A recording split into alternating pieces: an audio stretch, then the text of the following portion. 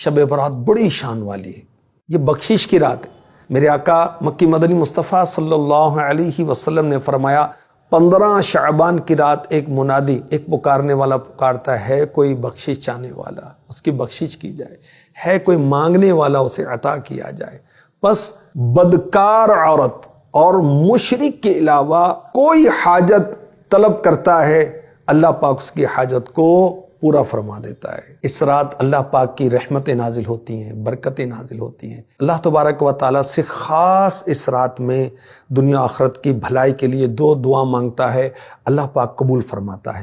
آخری نبی مکی مدنی صلی اللہ علیہ وسلم نے 5 راتوں کے بارے میں اسپیشلی فرمایا کہ اس میں دعا رد نہیں ہوتی۔ ان 5 راتوں میں ایک رات شب برات بھی ہے۔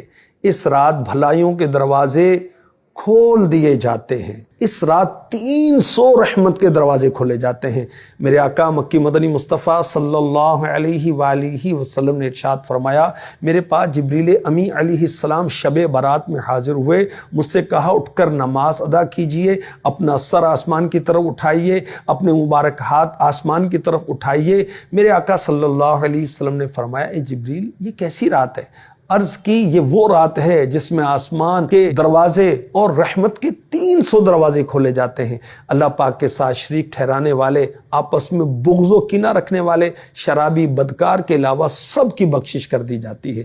ان لوگوں کی اس وقت تک بخشش نہیں ہوتی جب تک سچی توبہ نہ کر لیں۔ شراب کے عادی کے لیے رحمت کے دروازوں میں ایک دروازہ کھلا چھوڑ دیا جاتا ہے یہاں تک کہ توبہ کر لے۔ جب وہ توبہ کر لیتا اس کی بھی بخشش کر دی جاتی ہے۔ کینہ رکھنے والوں کے لیے بھی رحمت کے دروازوں میں سے ایک دروازہ کھلا چھوڑ دیا جاتا ہے یہاں تک کہ وہ جس سے کینہ رکھتا تھا اس سے کلام کر لے۔ جب وہ اس سے کلام کر لیتا ہے اس کی بھی بخشش کر دی جاتی ہے۔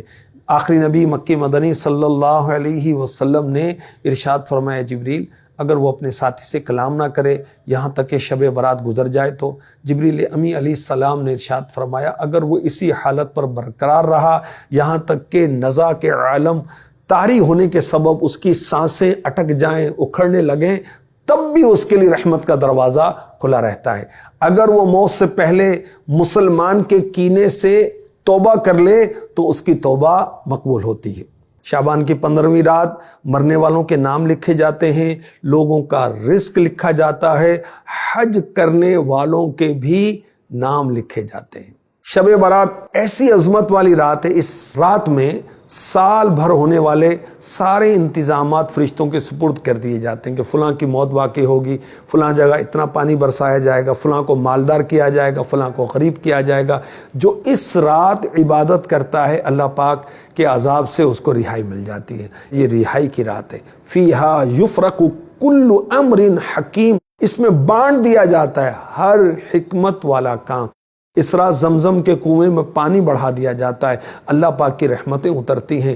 اس رات کو گناہ میں جو گزارتے ہیں، پٹاخے بجا رہے ہیں اور پتہ نہیں کیا کیا آتش بازی کر رہے ہیں، تو یاد رکھیے آتش بازی یہ نمرود بادشاہ جو کہ کافر تھا اور استغفر اللہ ربوبیت کا دعویٰ کرنے والا تھا، یہ اس کی ایجاد ہے، تو یہ مسلمانوں کو شایع نہیں کہ وہ یہ کام کریں۔ مولا علی مشکل کشا رضی اللہ تعالی عنہ فرماتے ہیں کہ اللہ کے حبیب صلی اللہ علیہ وسلم نے ارشاد فرمایا، جب شعبان کی 15ویں رات ہو تو رات کو جاگا کرو، دن میں روزہ رکھو۔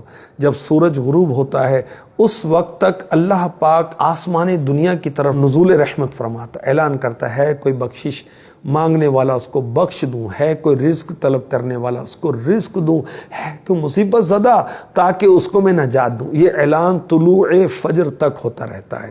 ام المؤمنین حضرت بی بی عائشہ صدیقہ رضی اللہ تعالی عنہا فرماتی ہیں، ایک رات میں نے سرور کائنات صلی اللہ علیہ وسلم کو بستر منور پر نہ پایا، میں حضور کو تلاشتی ہوئی نکلی، میں نے حضور پر نور صلی اللہ علیہ وسلم کو جنت البقیع میں پایا۔ سرور کائنات صلی اللہ علیہ وسلم نے فرمایا، اللہ پاک نصف شعبان کی رات کو یعنی شب برات کو آسمان دنیا کی طرف نزول رحمت فرماتا ہے اور قبیلہ بنی کلب کی بکریوں کے بالوں سے بھی زیادہ لوگوں کو بخش دیتا ہے۔